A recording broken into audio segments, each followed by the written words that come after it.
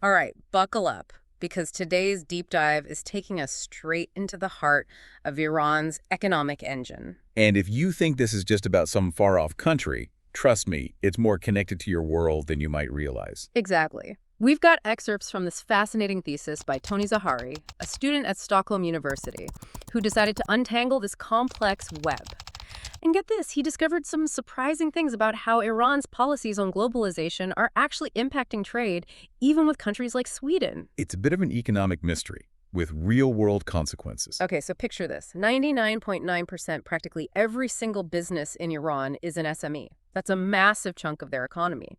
Now, imagine the ripple effect when the government starts pushing policies designed to navigate this whole globalization thing. It's not always smooth sailing. Zohari noticed this interesting trend.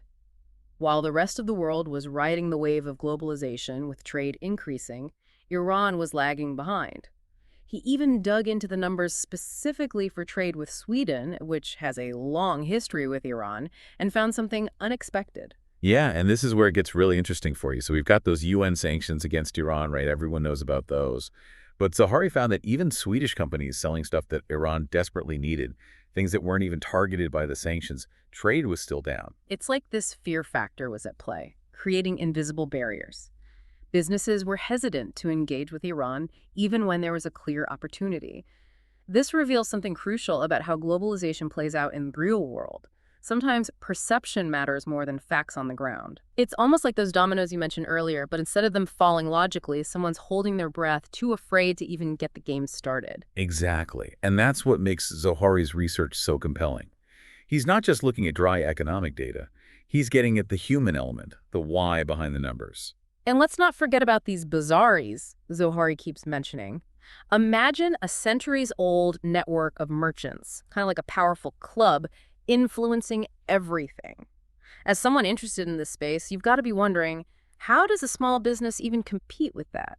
Zohari gives us some clues. He dives into the unique structure of Iran's economy, heavily reliant on oil, wrestling with inflation and unemployment. These aren't just abstract concepts. They're the realities faced by everyday Iranians, including those trying to run their own businesses. And then you add in the complexities of the global market. And trying to figure out where you fit in all of that. It's like trying to assemble a puzzle where the pieces keep changing shape right before your eyes. And that's where this whole idea of globalization comes into play. It's a word that gets thrown around a lot, but what does it actually mean for a small business owner in Iran trying to navigate this landscape? That's the core of Zohari's thesis, really. He unpacks the different viewpoints on globalization. Is it a force for good? A path to economic growth? Or is it a form of westernization, potentially leading to cultural or economic dependence? It's like this ongoing debate, right? Open markets, free trade versus protecting your own industries and workers. What's the answer for a country like Iran that's trying to find its footing on the global stage? And here's where Zohari makes a really interesting connection. He points to those TV sets Iran imports, because they can't produce enough domestically. That's globalization in action, relying on other countries for goods and services. But is it good for Iran in the long run? Does it create jobs or stifle local industries? These are the questions Zohari wants us to think about. And it's not just about what other countries are doing. It's about understanding the Iranian government's own goals. Zohari really digs into their policies, reducing dependence on oil, boosting the private sector, attracting foreign investment.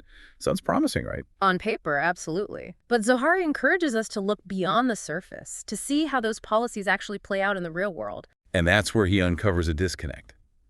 Think about it from the perspective of that Iranian entrepreneur we talked about earlier.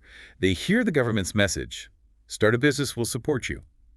But then they encounter the reality on the ground. The bureaucracy, the red tape. The difficulty securing financing, navigating regulations. It's enough to make you say, forget this, I'm going back to selling carpets in the bazaar where at least I know the rules. And this is where Zohari's research delivers a real aha moment. For anyone doing business with Iran, or frankly any emerging market, he reminds us that government intentions, even when positive, don't always translate into a smooth or predictable business environment. And the dominoes start falling in a different direction than you might expect. But it's not just Iran feeling the effects, is it? Zohari also talked to Swedish businesses, and they had their own set of challenges. Yes, and this adds another layer of complexity to the story. Remember those UN sanctions we discussed? They created a real headache for Swedish businesses trying to navigate the financial side of trading with Iran. So even if you're a Swedish furniture maker with no direct connection to anything remotely sanctionable, You could still find yourself struggling to get financing because banks are risk averse. it's that old guilt by association issue playing out on an international scale. And those anxieties have real consequences. Absolutely, because for that Swedish furniture maker, it's not just about lost profits.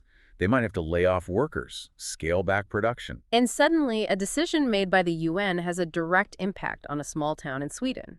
It really highlights how interconnected our world truly is. It's all part of that ripple effect we talked about, those dominoes starting to fall closer to home. It really makes you think, doesn't it, about the human cost of all of this. We're not just talking about abstract economic theories, we're talking about real people, right? Trying to make a living, build businesses, and just like navigate this global system that often feels like it's working against them. Yeah, for sure. And that's why Zohari's research, even though it was done back in 2008, it's still so relevant today. He gives us this framework for understanding all these really complex dynamics, like how government policies, global forces, and individual choices, how they all kind of like intertwine. That's actually what I was curious about. I mean, it's been like 15 years since Zohari really dug into this stuff. So has anything really changed? Has Iran managed to actually make things better for its entrepreneurs? I mean, have those Swedish companies figured out how to work around the risks? Well, those are the million-dollar questions, right? I mean, the situation in Iran, it's always evolving, as you know. But Zohari's work, it reminds us that if you really want to do business there, or even just understand where Iran fits in the world, you got to understand the nuances of its economic and political landscape. It's essential. It's true. Knowledge is power, or whatever they say. The more we get all these intricate systems, the better we are at navigating them, whether we're investors or policymakers or just informed global citizens. Absolutely. And in a world that's only getting more globalized, those insights are more important than ever. So there you have it. Our deep dive into this fascinating and sometimes, honestly, pretty frustrating world of Iranian globalization. We've seen how government policies and global trade and even just fear and perception, it all creates these ripples that go way beyond a country's borders. It's complex, for sure. But when we understand these forces at play, the challenges, the opportunities, that's when we can start to make sense of it all. That intricate dance between local economies and the world stage. And who knows? Maybe one of you listening will be the one to spot those hidden opportunities in this ever-changing Iranian marketplace. Until next time, keep asking those smart questions and keep diving deep.